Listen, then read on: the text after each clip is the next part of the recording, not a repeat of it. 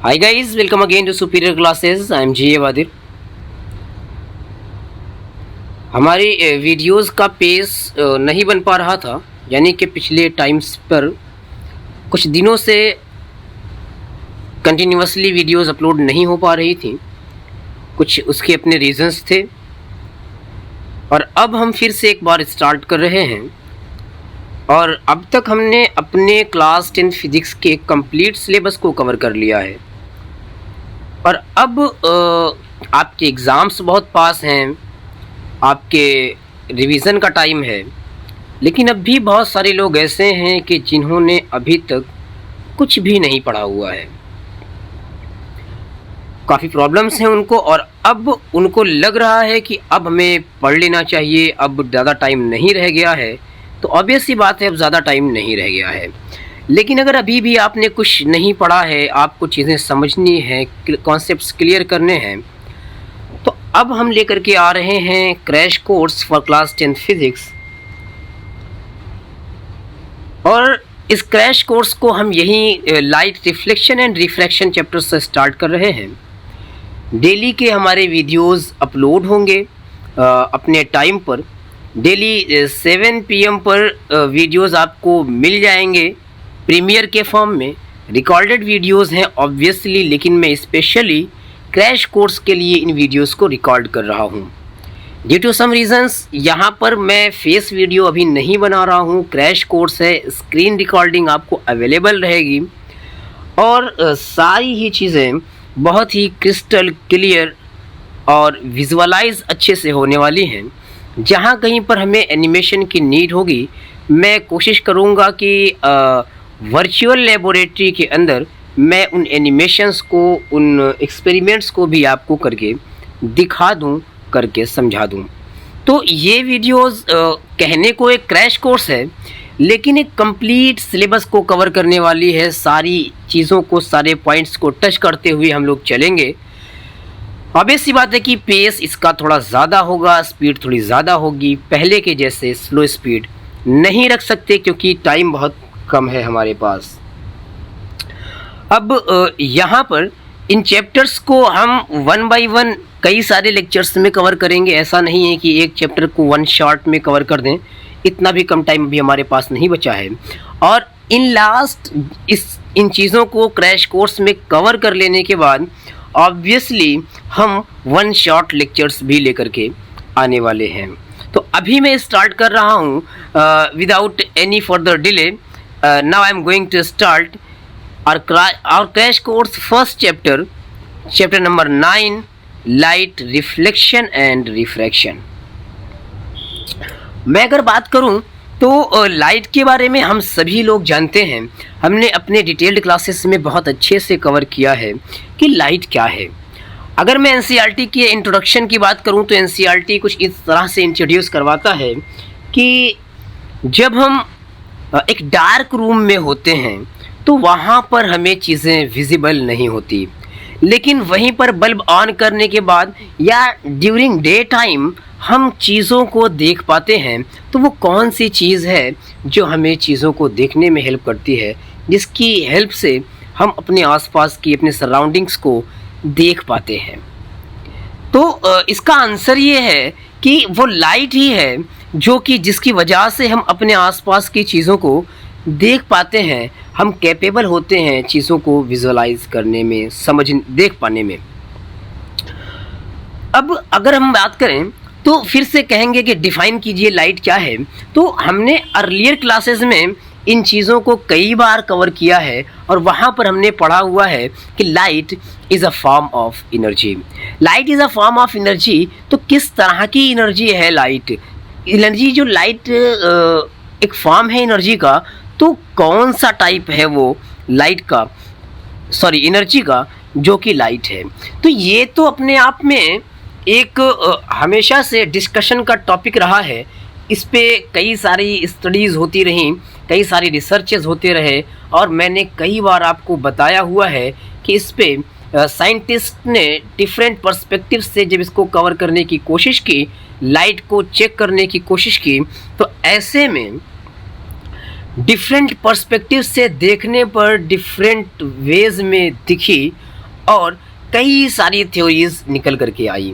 जैसे एक बड़ी फेमस थ्योरी है अबाउट लाइट, जो कि सर आइजैक न्यूटन ने प्रपोज किया था, जिसको हम कार्पस्कुलर थ्योरी ऑफ लाइट कहते हैं।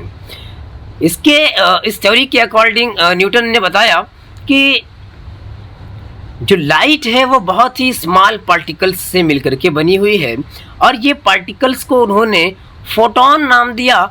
और इस फोटोन के बारे में कहा गया कि बहुत ही बारीक, बहुत ही स्मॉल पार्टिकल्स हैं जो एक लाइन में आगे बढ़ते रहते हैं, और इनके पाथ को हम लोग कहते हैं रे ऑफ लाइट। इस तरह से वेव थ्योरी आई, इस तरह से और कई सारी थ्योरीज आई, लेकिन हम फाइनली ये समझ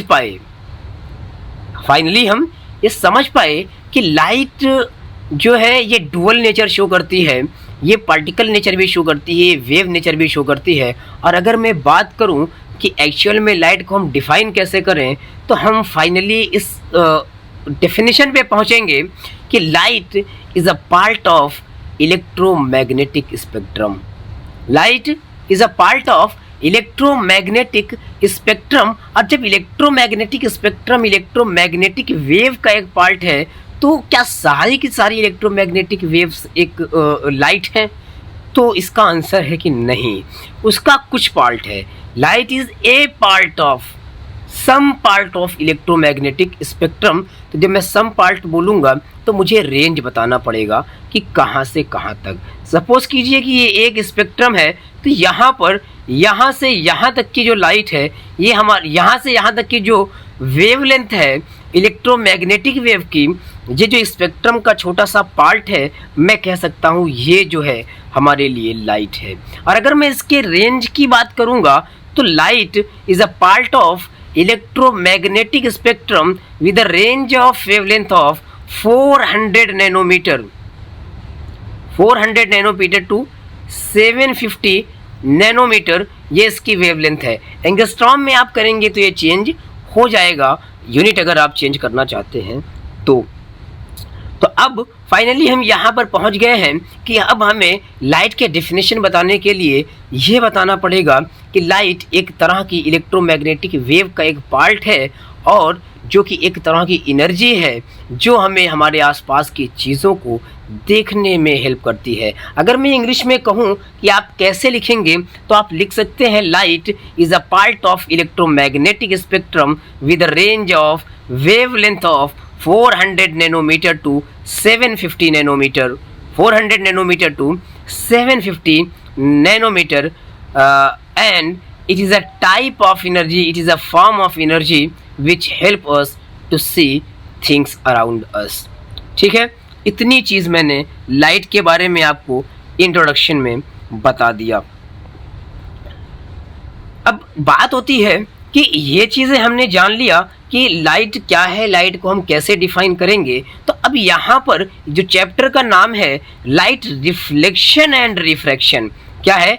लाइट रिफ्लेक्शन एंड रिफ्रैक्शन। तो अगर मैं बात करूं तो लाइट जब भी किसी सरफेस पे आकर के स्ट्राइक करती है, तो वहाँ उस सरफेस पे स्ट्राइक करने के बाद कुछ बिहेवियर्स होते हैं, लाइट के कुछ फिनोमेना शो करती है, जिसमें यहाँ पर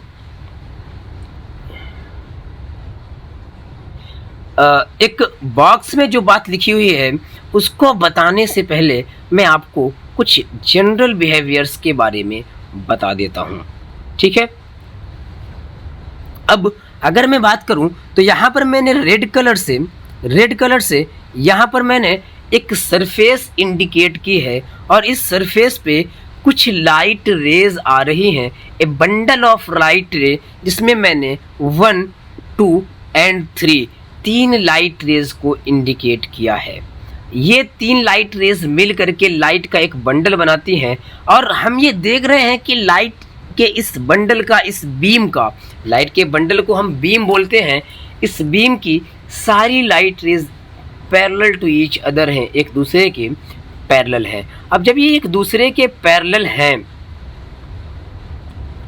तो मैं ऐसी बीम को बोलता हूँ parallel light beam, parallel light beam. अगर ये लाइट बीम, लाइट के रेज कुछ इस तरह होते कि एक पॉइंट से निकल रहे होते और डिफरेंट डायरेक्शन में प्रोपेगेट कर रहे होते तो मैं इसे कहता डाइवर्जिंग लाइट बीम। इसी का अपोजिट अगर ऐसा होता कि डिफरेंट लाइट सोर्सेस से लाइट रेज निकल करके एक पॉइंट पर आकर के मिल रहे हैं, मीट कर रहे हैं, ऐसी बीम को मैं कहता कन्वर्जिंग लाइट बीम। ठीक है, तो there are 3 types of beam: parallel light beam, diverging light beam and converging light beam. यहाँ पर मैंने एक पैरेलल लाइट बीम शो किया है जिसमें मैंने 3 लाइट रेज को इंडिकेट किया है जो कि रेड कलर के इस सरफेस पे आकर के स्ट्राइक करते हैं। ब्लू कलर से मैंने जो रेज दिखाई हैं, मैं यहाँ पर बताऊं कि जब भी लाइट रेज किसी सरफेस पर आकर के स्ट्राइक करती हैं, जब भी लाइट रेज किसी सरफेस पे आकर के स्ट्राइक करती हैं तो 3 डिफरेंट फिनोमेनाज एक साथ होती हैं। 3 डिफरेंट फिनोमेनाज हैपेंस साइमल्टेनियसली। कौन कौन सी फिनोमेनाज हैं? एक ये होता है कि लाइट रेज का कुछ पार्ट उसी मीडियम में जिससे वो आया था, ध्यान दीजिएगा, उसी मीडियम में जिससे कि वो आया था बाउंस बैक हो जाता है। और इस प्रोसेस को, bouncing back of the light की इस प्रोसेस को हम बोलते हैं रिफ्लेक्शन ऑफ लाइट। ठीक है, मैं कहूँ when light rays strikes on a surface which divides to different media, a part of light rays bounces back into the same medium, and this phenomena of bouncing back of the light into the same medium is called reflection of light. Is it clear? यहीं पर light rays का कुछ part second medium में inter कर जाता है। Second medium में जब इंटर करेगा तो वहाँ पर क्या होगा कि लाइट रेज अपनी जो उनकी स्पीड थी, स्पीड ऑफ लाइट जो फर्स्ट मीडियम में थी, वो चेंज हो जाती है सेकेंड मीडियम में जाने पर। और इस स्पीड के चेंज की वजह से लाइट अपने पाथ से भी डिविएट हो जाती है। तो entering of light rays into the second medium and changing its path is called refraction of light. जब भी लाइट सेकेंड मीडियम में इंटर करेगा, अगर रेयरर टू डेंसर जा रहा है तो रेयरर मीडियम में स्पीड ऑफ लाइट ज़्यादा होती है, डेंसर मीडियम में in comparison to rarer medium speed of light decrease कर जाती है और ऐसे में उसके पाथ भी चेंज हो जाते हैं। And this process is called refraction of light. इसके अलावा कुछ पार्ट लाइट का उसी सरफेस पे एब्जॉर्ब हो जाता है and this is called absorption of light. लेकिन इस चैप्टर में हमें एब्जॉर्प्शन ऑफ लाइट के बारे में नहीं पढ़ना है, हमें इन्हीं 2 फिनोमेनास को पढ़ना है, लाइट रिफ्लेक्शन एंड रिफ्रैक्शन। अब मैं वापस से आ जाता हूं बॉक्स पे। यहाँ पे लिखा हुआ है if an opaque object on the path of light becomes very small, light has a tendency to bend around it and not walk in a straight line. Straight line में चलने वाली ये लाइट रेज, एक tendency बताऊं, light की एक speciality ये है कि जो फोटोन की बात की गई, ये फोटोन हमेशा एक स्ट्रेट लाइन में चलते हैं और जब ये स्ट्रेट लाइन में चलते हैं इसे हम कहते हैं रेक्टिलिनियर प्रोपेगेशन ऑफ लाइट। क्या बोलते हैं? Rectilinear propagation of light. तो किसी ओपेक मीडियम का कोई ओपेक मीडियम वाला कोई ऑब्जेक्ट जब लाइट के पाथ में आता है और ये बहुत स्मॉल साइज का होता है तो लाइट की एक टेंडेंसी होती है कि इसके अराउंड ये बेंड हो जाता है एंड ये स्ट्रेट लाइन में जो चल रहा था ये स्ट्रेट लाइन में नहीं चलता। और इस लाइट की इस टेंडेंसी को, इस बेंडिंग के टेंडेंसी को, इस इफेक्ट को हम कहते हैं डिफ्रैक्शन। क्या कहते हैं? Diffraction of light. कह रहे हैं कि then the straight line treatment of optic using rays fails. ये जो स्ट्रेट लाइन में चलने की जो इस लाइट को हमेशा ट्रीट करते थे कि लाइट एक स्ट्रेट लाइन में प्रोपेगेट करती है, यहाँ पर वो चीज़ें फेल होते हुए दिख रही हैं। To explain phenomena in higher classes again at the beginning of 10th century it becomes known that the wave theory of light often become inadequate for treatment of the interaction of light with matter। यानी कि matter के साथ interaction के लिए हम 10th century में जाकर के फिर ये समझ पाए हैं लाइट के बारे में कि लाइट एक वेव नेचर भी शो करती है, जो इसके पहले मैं आपको बता चुका हूँ। तो इन शॉर्ट हम जब कहेंगे तो वेव और पार्टिकल दोनों के जैसे ही बिहेव करती है लाइट मैटर्स के साथ इंटरेक्ट करने पर, तो इसको हम कहते हैं डुअलिटी ऑफ लाइट और डुअल नेचर ऑफ लाइट।